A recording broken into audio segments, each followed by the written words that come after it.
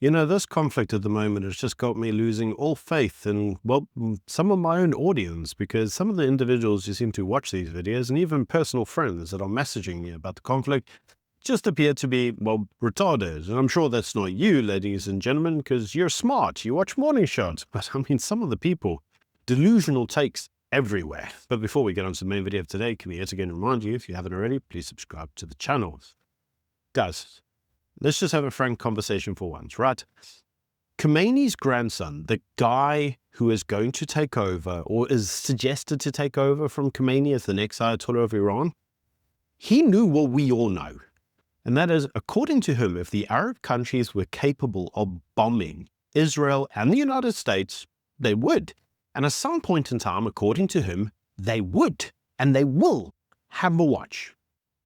الإسرائيليون يعرفون بدقة ويعرفون أن الشعب الإسلامي إذا يأتي يوم وهو قادر على قصف إسرائيل وعلى ضربة على إسرائيل وعلى إذا كانوا قادرين على إزالة إسرائيل سيفعلون مع إسرائيل ما فعله حماس.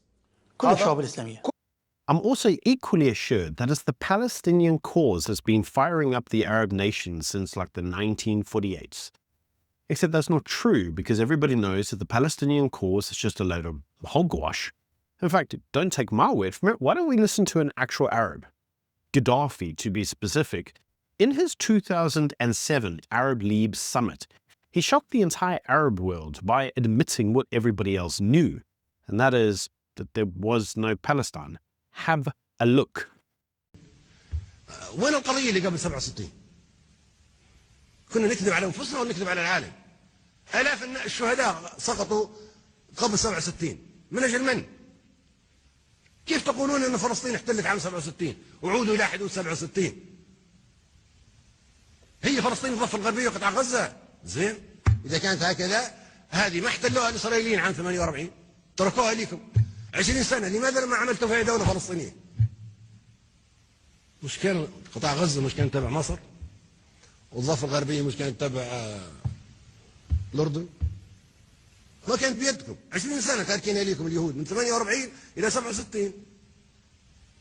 ليش ما عملتوا فيها دولة إذا كانت هذه هي فلسطين؟ وما هو مبرر الحروب والتضحيات والمقاطعات الاقتصادية اللي قبل 67 ضد الإسرائيليين؟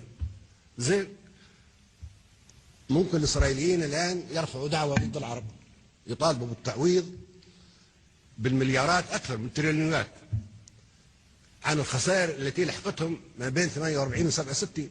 أنتم العرب اعترفتوا أن القضية بعد 67، بيقولوا لكم لماذا حاربتونا قبل 67؟ أدفعوا لنا التعويضات هيكون، والمقاطعة ما يسمى بمقاطعة إسرائيل، والخسائر الاقتصادية التي لحقت بالإسرائيليين، روحوا العرب أدفعوا الثمن تاعها، يرفعوا ضدكم دعوة يكسبوها ويقولوا نحن مظلومين وقلنا لكم نحن حمل وديع بوسط ذياب من 48 ونحن نقول هذا الكلام. والدليل على ذلك أن العرب أنفسهم اعترفوا بهذا، اعترفوا أن فلسطين احتلت عام 67 وهم يطالبوا بالعودة لحدود 67 وتنتهي المشكلة ونعترف بإسرائيل. ليش ما اعترفتوا بها قبل 67؟ لا إله إلا الله. والله شيء غير مقبول، شيء ما يصدقش العقل. تقولوا 67 وتعترفوا بإسرائيل؟ ممكن يتم احتلال جديد في عام 2008 مثلا إسرائيلي. Now you see, Gaddafi himself says that Arab Muslims in Egypt and Jordan had occupied Gaza, Samaria, and Judea and denied them Palestinian states. And if you look at the current Palestinian state charter, they don't care about a Palestinian state. They care about establishing a huge big caliphate for the Arab world, with Islam as the predominant religion. So don't give me the whole rights determination speech. You can't turn around and just convince me that somehow that all Gaza wants is just the right to determine, and all Iran wants is somehow to wipe Israel off the face of the map because, you know, they're the bad guys for denying the Palestinians a state. That's hogwash. You also can't convince me in any iota that the only reason Donald Trump is engaged in this war is because of Benjamin Netanyahu. Look, if we're all going to be frank with each other, there's a reason that he got involved in this war. It had nothing to do with Benjamin Netanyahu. Benjamin Netanyahu, Bibi's interests in the war, that of protecting Israel, just so happened to align with Trump's ambitions to stopping China from getting cheap oil out of every country that they've currently been able to do so. That was the reason behind the Venezuelan attack. This is the reason behind the Iranian attack, because China gets significant amounts of discounted oil from these sanctioned states, which helps their economy and in turn their war engines. Don't take my word from it. Here's what the Free Press Society had to say. And please watch the whole thing. It will explain it to you in black and white. This is an American war. The best way to think about it, and the way that I argued in the piece, was there are two chessboards. There's a regional chessboard that Israel plays on, that Iran plays on, that Saudi plays on. Israel faces Iran. They're fighting. And then there's this much, much larger global chessboard, this contest over 30 years between these two superpowers. The US and China, this war is taking place in both levels at the same time. It's, in a sense, two wars in two different strategic environments, and the Israeli and American interests overlap perfectly. The basic story is that over the last couple of years, Iran has made itself probably the most important Chinese ally in the Middle East. Iran, facing sanctions, pressured by the United States, pressured by Israel, has increasingly been looking to China as a great ally and strategic depth. That makes sense for any country with adversaries in a region to go to one of the superpowers as backup. But it has served that master, that backup, that patron in ways that have become strategically dangerous to America. So, for example, 5 years ago, Iran was no threat whatsoever to the United States Navy. And this past year, China and Iran have signed agreements that would see Iran receiving from China missiles that can fly at Mach 3, hypersonic missiles that can hit American warships, can disable American warships. Iran and China are much more militarily, economically, and technologically intertwined. They have a dependence on each other. China needs Iranian oil, and Iran desperately needs, existentially needs, Chinese backing, Chinese money, Chinese support, Chinese investment, and kind of desperately needed Chinese defense, a defense alliance. But those who say that America would not have gone to this war, except if the Israeli tail wagged the dog, they don't have a lot of respect for America. They don't have a lot of knowledge of the national security strategy published by this administration. They don't appear to know that a lot of the strategic discourse in this administration is about being hawkish to China's efforts to replace the American world order. They don't really seem to grapple with any serious questions of American foreign policy. It's got nothing to do with foreign policy. It is just domestic political prejudices being projected onto the foreign policy stage. Trump does not want the same exact war that Netanyahu wants, but as long as that runway is a shared runway, they're going to be best friends and they're going to go as far as they can go together.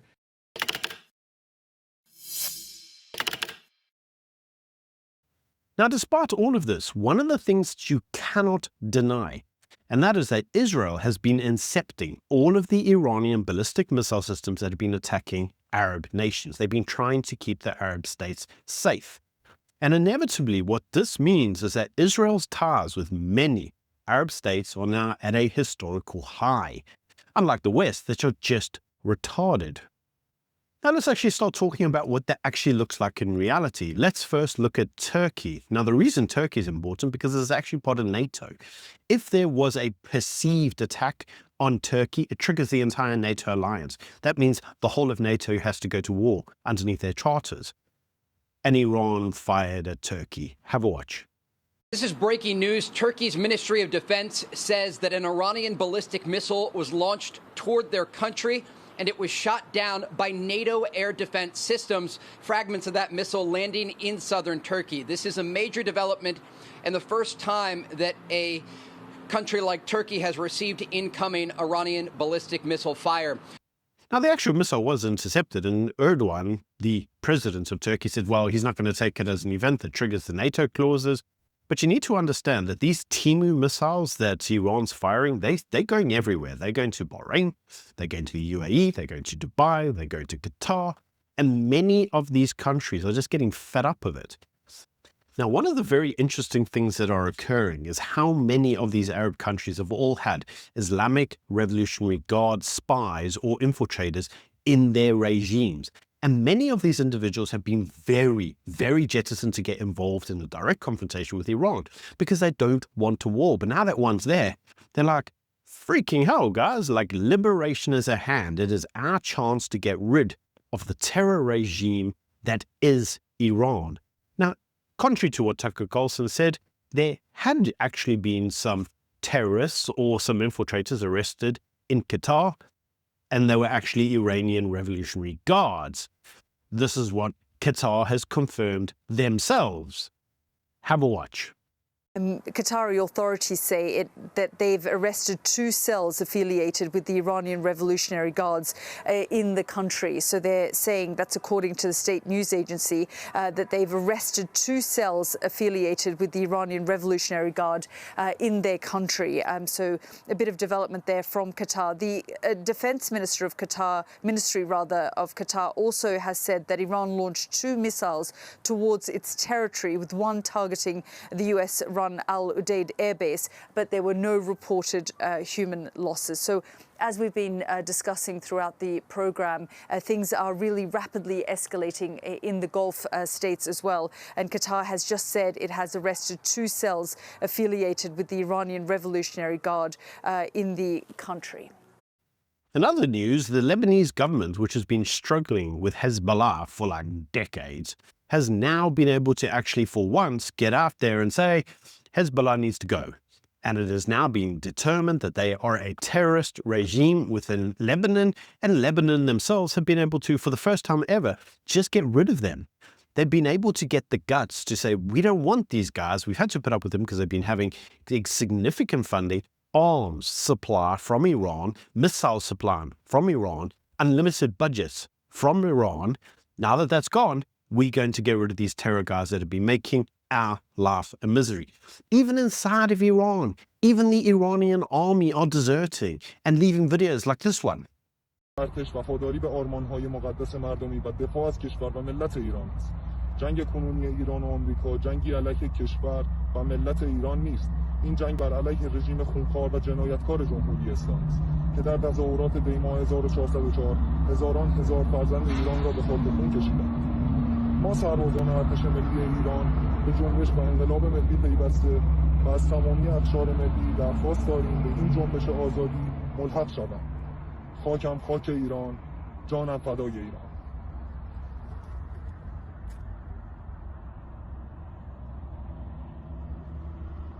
Even these guys don't want to be there. The reality is, when you look at the Middle East has been pitting up for a very long time with the Iranian Revolutionary Guard. But they've only done because they've been scared to be involved in a direct confrontation.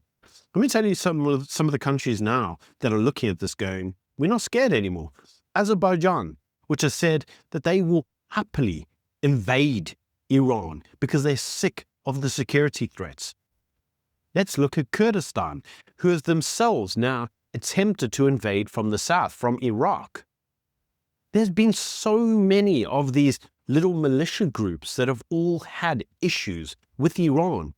Kuwait has said that they themselves are going to invoke the right to defend themselves because of all the random missiles going on all over the show with Iran. Iran is not a good nation, regardless of how you look at it. Qatar, fed up of them. They've even noted the Iranian drones going into Azerbaijan and the ballistic missiles attacks going into Turkey. And they've said, we'll happily jump on this and smack the living daylights out of them. Because all these areas, now that everybody has stood up and said, we will confront the bully, they're pretty happy. They're pretty stoked. Apart from the UN. because the UN came out and condemned the entire attack against Iran as, breach of international laws and morality and blah, blah, blah. Here, have a watch of what the tool said. Article 2nd of the Charter clearly states, all members shall refrain in their international relations from the threat or use of force against the territorial integrity or political independence of any state. International law and international humanitarian law must always be respected. That is why, since this morning, I have condemned the massive military strikes by the United States and Israel against Iran. I call for de-escalation and an immediate cessation of hostilities. The alternative is a potential wider conflict with grave consequences for civilians and regional stability. I strongly urge all parties to return immediately to the negotiating table, notably on the... And right on cue, if you watched my video from yesterday, I predicted that the propaganda arms will come in and they'll start talking about bombs of being schools, and they'll start talking about schools being bombed, and they'll talk about how it's all genocide or what. Israel proved that this goes already. We've already seen how this works. And would you know, right on cue, there you go. Have a look at that article on screen. Yep, it's already happened. Yeah, schoolgirls, 160 of them killed in this terrible war, and UN condemns it. Yeah, propaganda is just so predictable. Now, you know what else is predictable? The tool that is Ramaphosa, because Ramaphosa came out and said that he calls for a ceasefire. Not being funny, but who the freak is Ramaphosa in this event? Have a watch. I'm appealing him to stop this deadly vanity project of his. We have issued a clear statement that we want a ceasefire. We want this madness to come to an end. And Donald Trump is very busy right now. He's got a war on his hands. And obviously, if the opportunity were to open, we would talk and say there must be a ceasefire. Dialogue is always the best way of ending conflict and then ending war. And we want this war to come to an end immediately. We're losing too many lives, and unnecessarily so. So thank you very much. Now, Ramaphosa went on to also say that he wants the madness to come to an end. Yes, we also want the madness to come to an end. The madness that is the ANC. Have a watch.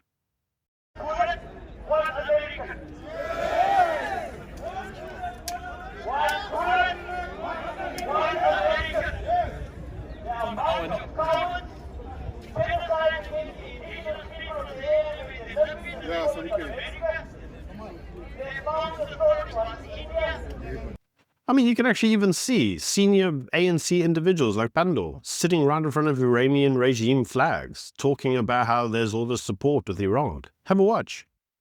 I am hopeful that what we're going to do and receive will encourage us to have a sense that indeed there is a work program between South Africa and the Islamic Republic of Iran, and that we are making progress in our relationship.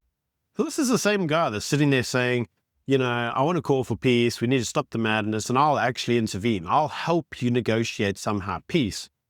Whilst his own ANC ministers are all sitting there behind Iranian flags. What's that all about? All this while the South African government continues anti-Israeli sentiment through the Hague Group. Now, for those of you who don't know, the Hague Group was actually set up just after the ICJ case. And it was actually set up to basically just bully Israel, because the whole point of it was to get these rando countries like Colombia, good standing member of the global community that doesn't supply the world with drugs, and places like Honduras and Bolivia, because you all know that famous country, Bolivia. In any case, the whole idea behind this Hague Group was to condemn Israel and hold them accountable for the genocide in Gaza. At least that's supposedly the allegations. Well, the Hague Group met yesterday, and they all sat there yet again denouncing the atrocities that is Israel and Gaza. I don't think they care about Gaza right now, my guy. I think they care about Iran. But in any case, you cannot be sitting at a meeting like this Hague Group meeting where you denounce half the parties involved in these military actions and then say, we'd like to get involved and help with negotiations between Russia and Ukraine, right? I mean, he did fantastic, said no one ever. This all at the same time that his insane UN special reporters on health talk about Israel being genocidal, child murdering, rapist, E-Files, you know, that guy regime. I can't say the name because YouTube will strike the video. I mean, YouTube is very sensitive on these things. Still, you can see it on the screen. These are the people who you employ and who are part of your government, and you're like, yeah, we'll negotiate.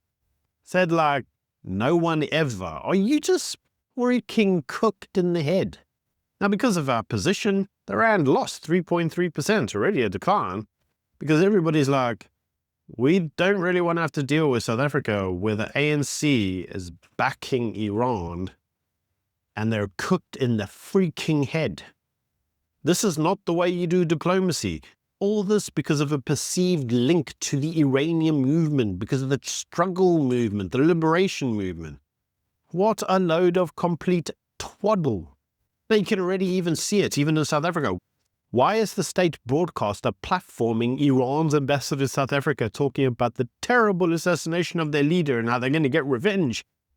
Where's the IDF being platformed? I don't see the IDF being platformed on the SABC. So basically, they're taking a side. And that's the issue, right? They're taking a side and then saying, oh, trust us, we'll negotiate. Couldn't trust you in the barge, folks. News 24's platforming Al Jazeera propaganda left, right, and center. You can even see on screen. This is an article from Al Jazeera, from Oman, condemning the atrocities in Iran. Right? Already, they're talking about, oh, look at all the poor fallen warriors that have died with their sunken ships. Already, we've picked a side. We've picked a side in the journalistic classes in South Africa. And it's not a good side. Let me show you what picking a side actually looks like. Remember that one of the issues that I've been talking about on this channel, and I'm sure you've looked at it and gone, like, why was this important? And that was actually around Keir Starmer giving away islands back to Mauritius that actually weren't his to give. And those exact islands are used. They were going to be leased back from Mauritius for 100 years, but those islands are actually home to certain bases of the United States. Well, would you know it? Everybody said this was stupid. The Chagos Islands. Why are you doing this? This is dumb. Why are you doing it?